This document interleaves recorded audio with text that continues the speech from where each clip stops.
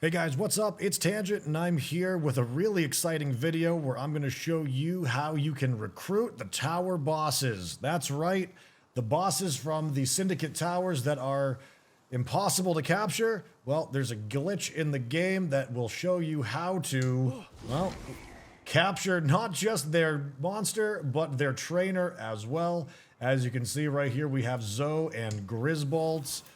We also managed to get Axel and Orzurk, and we've also even managed to get Victor and Shadowbeak. There's other ones that we're going to be getting as well. Admittedly, I'm saving them for my live streams, but time is of the essence. We don't know how long that this glitch is going to be available for and how long it is before they're going to patch it out. So before that happens, I want to share with you guys how we do this, what you can do to get these pals, and what it takes to get them on your roster.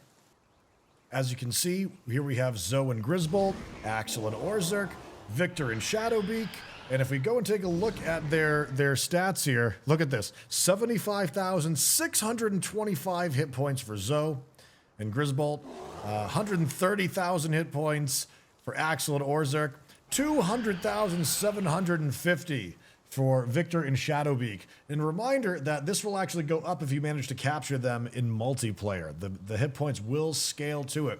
Now, if we look under the hood, we will see that their attack and defense ratings are actually a little bit on the low side comparatively to what their native boss form might actually have. But the skills that they have are actually really good. Generate electricity level 3, handiwork level 2, lumbering level 2, and transporting level 3 for Grisbolt. With lock-on laser, lightning streak, and plasma tornado. If we go back on over and take a look at Axel and Orzurk, you can see he's got 383 attack, 272 defense, and 70 work speed. Level 2 handiwork, level 3 transporting, level 3 electricity as well. Dragon meteor, acid rain, lightning bolt. Ferocious Thunder Dragon when fighting together. Water pals drop more items when defeated. This is pretty awesome. If we go over to Victor and Shadowbeak, we can see 505 attack, 495 defense, and only gathering skill 1. Not the best worker in the world for this one. Icicle Cutter, Ice Missile, Pal Blast. Doesn't have all of the moves that they would have all at once, but if you take a quick look down here, you can see everything else that they have. And my goodness, take a look at this list of stuff. So we can swap out this for Nightmare Ball. We can swap you out for Divine Disaster. That sounds pretty good. And heck, why not go with, let's say, you know what? Dark Wisp. Let's go all for it. What else have we got down here? Let's take a look at Axel and Orzurk. Dragon Meteor, Acid Rain, Lightning Bolt. Let's take a look. Curano. Orzurk's exclusive skill summons a blade of lightning while leaping into the air before throwing it at an enemy. That sounds pretty awesome. Dragon Meteor is pretty cool too. We want to try and maybe get all their exclusive skills on here, but you can see that they do have them. Zoe and Grisbolt, Lock on Laser, Lightning Streak, and Plasma Tornado. If we get rid of Lock on Laser, we can see Lightning Claw, which is Grisbolt's special skill. This is one that probably dunks on a lot of people when they're first getting into the game. So now that we've got that, let's take a look at some of them in action now that we've swapped up some of their skills and see what they do.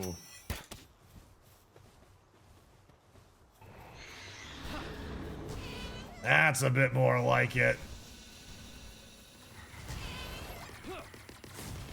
That's great. So after I captured each of these bosses, I wanted to take them for a spin to see how their AI was handled out in the overworld. And I do gotta say this, there is quite a bit of delay between some of the attacks if you go with the more powerful one. You'll notice over time that as some of these demonstrations go on, Shadowbeak, for example, has quite a bit of delay and seems to pause on occasion when he goes between moves. Grizz, on the other hand, can be relentlessly fast with his attacks, although obviously being a bit weaker.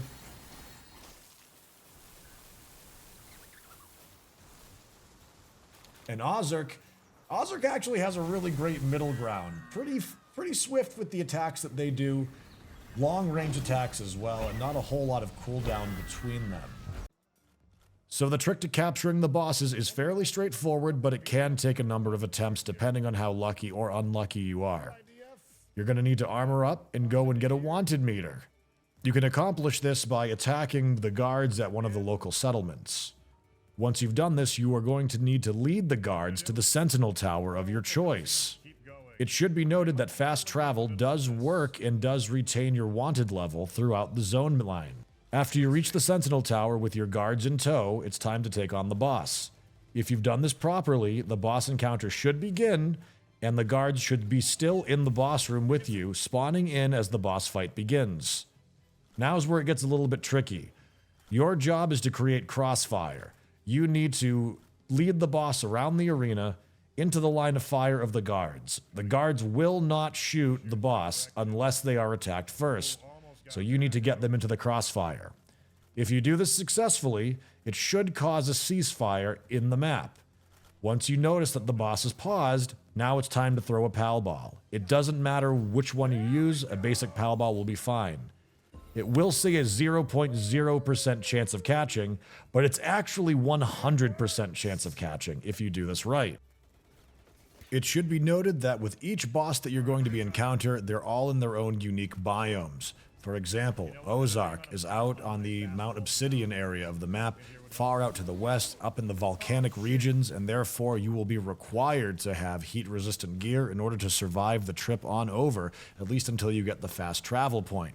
Again, you're going to be leading guards over there and initiating battle that way. These are going to be much harder bosses than Grisbolt was, so come prepared.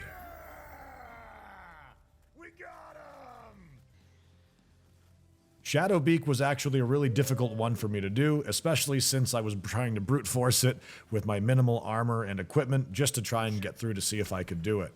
But if you're able to dodge and manipulate the guards well enough, you should be able to get it done. For Shadowbeak, we need cold resist gear in order to survive the trip up into the mountains.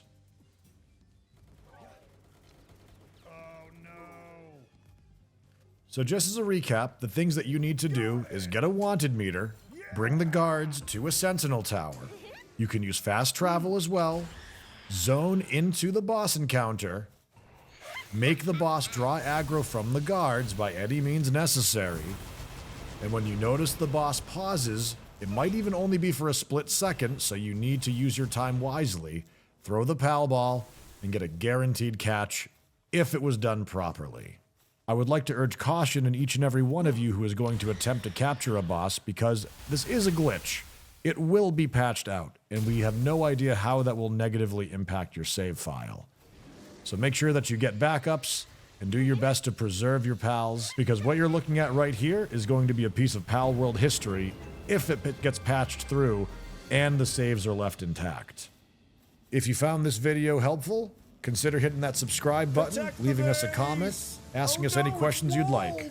We're going to be featuring all sorts of different tips and tricks and strategies for Palworld as they come out and as we discover them. So until next time, thank you for watching, and we'll see you soon. Woo! That's why we do this.